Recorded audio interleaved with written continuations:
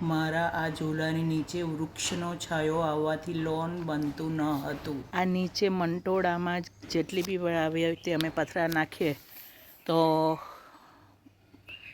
Mix થઈ જાય અને પછી માટી ખરાબ થઈ જાય, એટલે જાડી ચાદર જે જૂની હતી તે આવી રીતે નીચે પાથરી દીધી અને એના પર બિલ્ડિંગ કન્સ્ટ્રક્શનવાળા પાસે હોય છે ને વધેલી રેતી ગાળ્યા પછીનું એ નાખીએ છીએ આના પર, કારણ કે મારે અહીં ગ્રાઉન્ડ વોટર લેવલ નીચે ના જાય એ માટે અહીં આ કાંકરાઓ જ રાખવાની ઈચ્છા છે.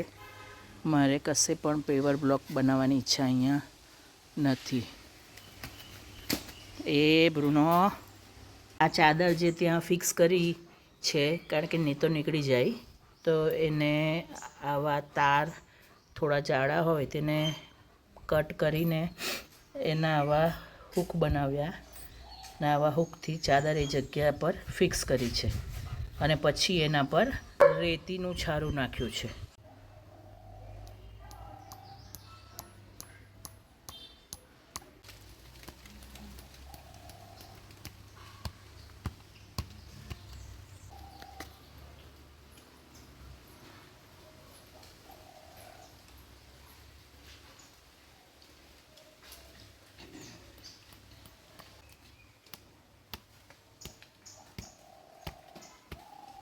તે અમારા વેસલિન બોડી લોશન છે એના ડબ્બા છે, એમાં અમે અંદર આ જ રેતી ભરી છે અને એ ડબ્બામાં એ રેતી ભરી એનું આગળનો ભાગ છે ને તે કટ કરી નાખ્યો અને એના પર એમસીલથી સીલ કરી દીધું, એટલે આ જરાક સ્ટ્રોંગ સ્ટર્ડી બને.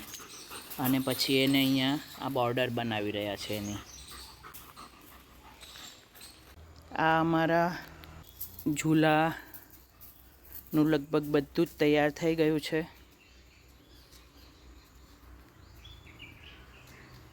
આ રેતી પણ નંખાઈ ગઈ છે અને અમારા એરો સાહેબ બેસી ગયા છે એના પર.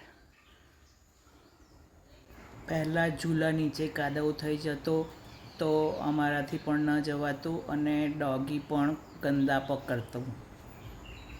અમારા બંને ડોગી અહીં કાદવમાં જઈને આવતા અને પછી આખા ઘરમાં કાદવના છપ્પા પાડતા. Jump jump jump, very good.